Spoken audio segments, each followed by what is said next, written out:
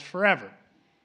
During the Berlin airlift, pilots like Halvorson established an air bridge into Germany that broke the Soviet effort at isolating West Berlin. And Halvorson did something more. First with candy from his own ration, then with that of his battle buddies, and ultimately with candy donated by Americans back home. Halvorson took it upon himself to airdrop over 23 tons of candy to the children of Berlin, earning him the affectionate title of Schokoladenflieger, or the candy bomber. That act of kindness, paired with our nation's advocacy for freedom, helped convince a generation of young Berliners that we would stand with them always, and forged a relationship that stands strong to this day. It's not hard to see a through line from those days to today's American-led commitment to freedom in Ukraine. Mr. President, the bills you're signing today not only memorialize Colonel Halvorson, but help VA better serve vets like him. In your State of the Union, you challenged us to cut through partisanship and get things done for veterans. Well, these bills are the unity agenda in action. This day was made possible because of your leadership. And because, as our president and the head of a military family yourself, nobody better understands our nation's sacred obligation to all those we serve. Ladies and gentlemen, it's my distinct honor and pleasure to introduce to you a great friend of America's veterans, President Joe Biden.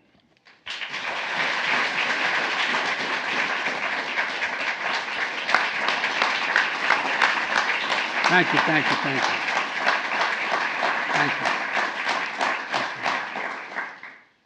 Well, it's good to see you all. Dennis, Mr. Secretary, thank you very much for that introduction, but more importantly, as a lot of the senators here know, for being my friend for a long time. And thank you for joining the administration. You know, when I was forming the administration, I knew Dennis could do any job in the administration. But he wanted to be Secretary of Veterans Affairs because it mattered so much to him. And I think the most important thing to have someone in charge of that department was somebody who cares about what he or she is going to do. I knew he'd pull every lever to deliver results to military veterans and their families. And that's exactly what he's done. I also want to thank all the veteran service organizations that are here today. I'm going to ask you all to stand. I'm not going to read your names out now, but the VA, all the organizations of the veterans organizations, please stand.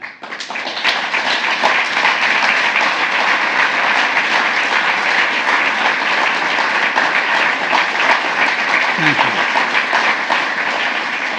Before we leave today and we finish, I want to thank each one of you personally, because you just keep it going for us. You are the most valuable thing the veterans have. I mean it sincerely. So thank you. We owe you a great deal, and all the families owe you. And the Democratic and Republican sponsors of the bill, especially the leaders of our Veterans Committee, Big John Tester. John, thank you very much, old buddy, and Senator Moran, and thank you, as well as Takano, and you know, Washit is also here. Where are you? Where is everybody? There you go. Okay, you got four right across. Yeah, okay. I need glasses. When I look out, the only thing I see is Joe Manchin. Hey, Joe, how are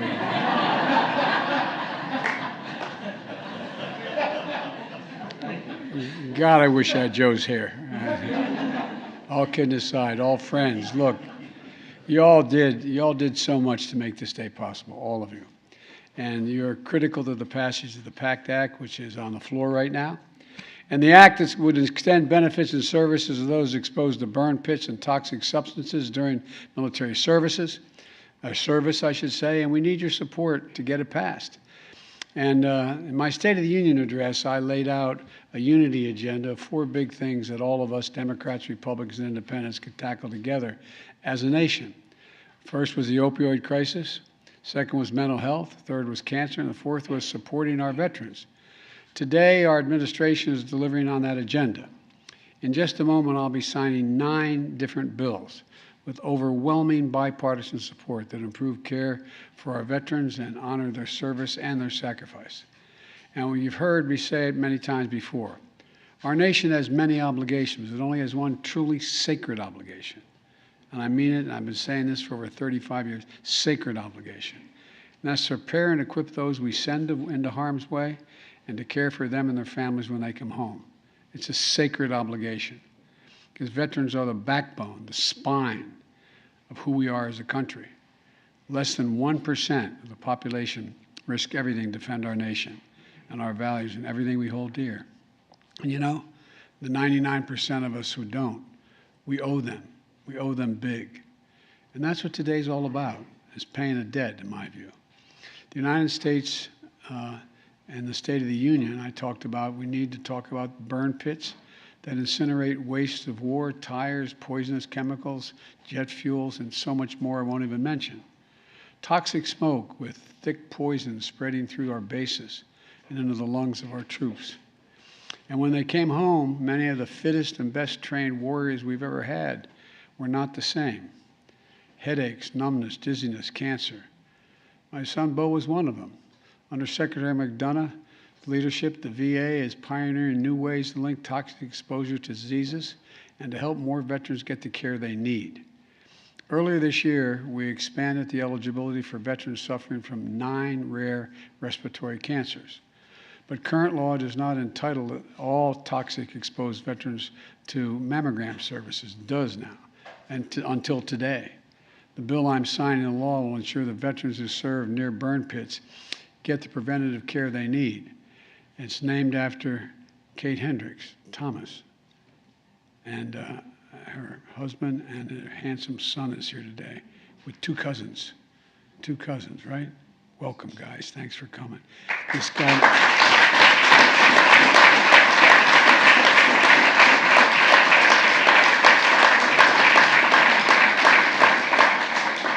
And I know when you said you had to go and sit in the front row in front of the president and all the press, you thought, what am I doing? But I'm really glad you're here. We really are. Because at the root of it, Dad, it's all about them. It's all about them. You know, Marine military police officer who was deployed in Iraq, diagnosed with stage 4 breast cancer from a mammogram. She advocated for women and men in the military to have access to such life-saving screenings. Sadly, she lost her battle in April. Gone too soon, but her legacy is going to live on forever. Our hearts are with Dr. Hendricks Thomas's family and, as I said, are here today, and other survivors, other cancer survivors. Another bill improves breast imaging services for veterans regardless of whether they're exposed to burn pits or not. Another extends the law that sunsets next month to compensate Americans who develop cancer and medical conditions from the nation's World War II-era nuclear programs. Beyond medical support for our veterans, several other bills honor our members in uniform and those who fought tirelessly on their behalf. The Congressional Medal, Gold Medal, is going to go to U.S. Army Ranger veterans of World War II. Rangers who played a critical role in the D-Day invasion in Normandy, which began 78 years ago yesterday. 78 years ago yesterday. This elite group once numbered 7,000, but now it's down to 12, a dozen left. On behalf of our nation, we want to thank them for their heroism and their service. You know, as a point of personal privilege, it was my honor to sign a bill that will name the new VA outpatient clinic that will be built in Hawaii after a dear friend of mine and a former Senate colleague who I work with, and Maisie's here as well, but Danny Kaka. Danny was a great friend. He was an Army veteran of World War II and a former chair of the Committee on Veterans Affairs. One of the finest people I ever served with. He really was, a man of great honor and integrity. Today, I'm also signing a bill to dedicate a Veterans Center in Utah in honor of Colonel Gail Halvorson, known as the Candy Bomber you heard about that Dennis just talked about. And I'm signing a bill that makes it easier to continue honoring veterans who have a building named after them when the VA switches properties. In other words, if there's a named building and the property is being abandoned, whatever building they're moving into, that will take on the same name. We'll have to go through the process of getting it authorized again. The remaining bills focus not just on our veterans' past, but the success of their future. We're going to strengthen the oversight of the VA's activities so veterans get the care they deserve and restoring educational assistance benefits so veterans displaced by COVID-19 can continue to gain new skills to meet the demands and changing the workforce. Look, let me close with this. Last week, we commemorated Memorial Day. And a reminder that our veterans and our military families represent literally the best of America, the best of America. We can never fully repay the debt to all of you, but I promise that my administration will always have your back. I made that commitment when I ran, and I commit that now, and the men and women sitting before me made a similar commitment. We mean it. This is something we Bidens take personally. Every veteran and family member of a veteran who serves has made our lives, our liberty, and our very nation possible. We owe you. We owe you. And we thank you. May God bless you all, and may God protect our troops. And with that, now I'm going to go and sign those 9 bills. And at some point, I don't know, I'm no longer doing advance work, John, but I got to get you all up here for the signing. We'll work that out. So thank you. And again, kids, thank you for being here, okay? Thank you very much. Maybe I can talk to you afterwards. Will you talk to me later? Okay. All right. Thank you.